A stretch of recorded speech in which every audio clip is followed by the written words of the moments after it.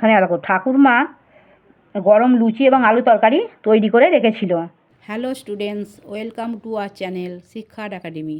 আজ আমরা let's do, চলো করি। অ্যাক্টিভিটি 5, ম্যাচ কলম এ উইথ কলম বি। মিল করো কলম এর সাথে কলম বি এর।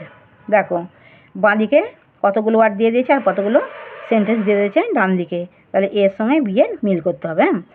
গ্র্যান্ডমা ঠাকুরমা had prepared hot luchi and potato curry. এখানে দেখো ঠাকুরমা গরম লুচি এবং আলু তরকারি তৈরি করে রেখেছিল। দ্য চিলড্রেন শিশুরা heard stories told by grandma ঠাকুমার কাছে গল্প শুনেছিল। দ্য ফ্যামিলি পরিবার returned to Kolkata in the evening সন্ধ্যার সময় কলকাতায় ফিরে এসেছিল। Activity 6, answer the following question. প্রশ্নগুলোর উত্তর দাও।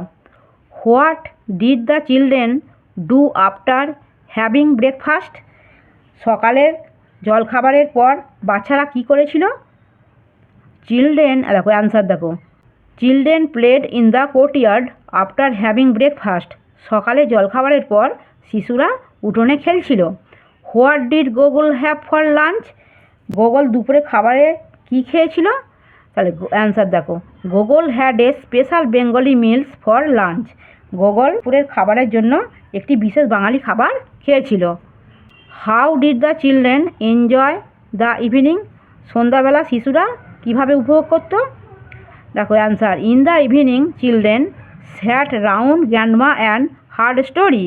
সন্ধ্যাবেলা শিশুরা তার ঠাকুমাকে ঘিরে বসতো এবং গল্প শুনতো। Why was the day unforgettable for Gogol.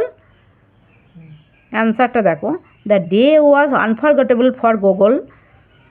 দিনটি গোগলের জন্য স্মরণীয় ছিল বিকজ কারণ হি লার্নড সে শিখেছিল দ্যাট যে Bengali food is made with love and care.